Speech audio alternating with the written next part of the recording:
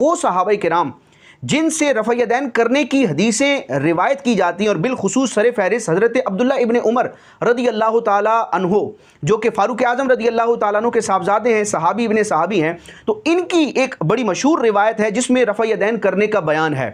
लेकिन कई ऐसी हदीस की मुस्तनद किताबों में हज़रत अब्दुल्ला इब्न उमर रदी अल्लाह ताला अन्हो के हवाले से ख़ास तौर पर मौजूद है कि आप तकबीर तहरीमा के अलावा किसी और मकाम पर रफ़ा यदैन नहीं करते थे।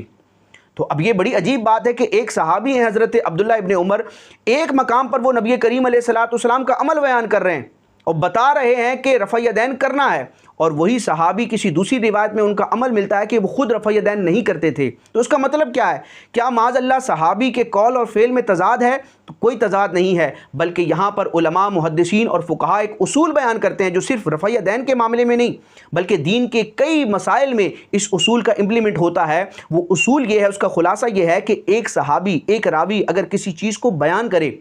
और दूसरी रिवायत के मुताबिक उसी काम से वो बचे, उसी काम की मुमानत उसके अमल से साबित हो, यानी एक सहाबी ने, एक रावी ने कहा कि ऐसा करना है और दूसरी रिवायत में मिलता है कि उन्होंने ऐसा नहीं किया या इसकी मुमानत की, तो इसका मतलब वाज़े तौर पर यही होगा कि इन्होंने जो पहले अमल बयान किया और उसके बाद उसके बरखिलाफ़ उनका अमल रिवायत में बयान किया गया, तो इससे ये साबित होगा कि इस सहाबी के नज़दीक वो पहले वाली बात, इस रावी के नज़दीक वो पहले वाली बात मनसूख हो चुकी है। तो अब हज़रत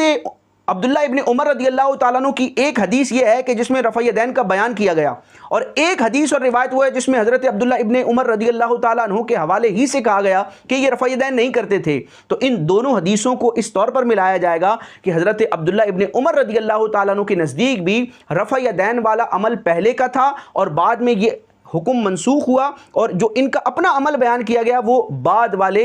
हुक्म के मुताबिक है।